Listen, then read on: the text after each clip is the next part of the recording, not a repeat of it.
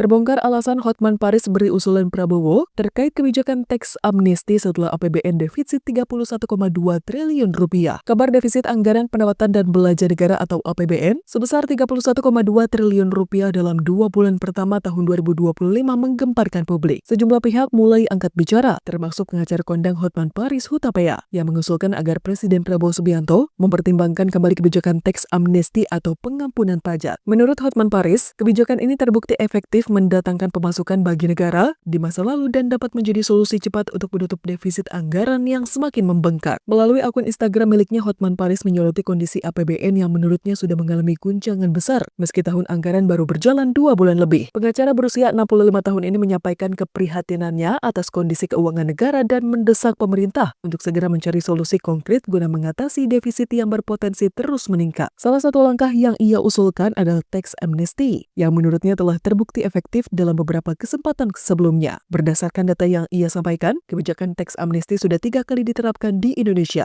dan berhasil mendatangkan hampir 200 triliun rupiah ke kas negara. Hotman Paris juga menyoroti kecenderungan manusia yang secara alami berusaha menghindari pembayaran pajak penuh atau menyembunyikan sebagai pendapatannya. Ia pun menegaskan bahwa jika negara bisa mendapatkan 4% saja dari uang yang disembunyikan oleh para wajib pajak, maka jumlah yang diperoleh bisa mencapai ratusan triliun rupiah. Seperti diketahui bahwa angka tersebut setara dengan 0,3% dari produk domestik bruto atau PDB. Sementara itu, pada tahun 2022, kebijakan serupa kembali dilakukan dan mendatangkan 61 triliun rupiah ke kas negara. Melihat data ini, usulan Hotman Paris untuk kembali mengadakan teks amnesti bukanlah tanpa dasar. Jika kebijakan ini diterapkan kembali dan menghasilkan angka yang sama seperti pada periode sebelumnya, maka pemerintah bisa mendapatkan pemasukan besar dalam waktu yang relatif singkat. Namun, kebijakan teks amnesti juga menuai pro dan kontra. Beberapa pihak berpendapat bahwa program ini dapat memberikan celah bagi pengemplang pajak untuk terus menghindari kewajiban mereka. Namun di sisi lain, ada juga yang berpendapat bahwa kebijakan ini bisa menjadi solusi cepat untuk kondisi keuangan negara yang sedang tertekan. Dengan defisit APBN yang sudah mencapai 31,2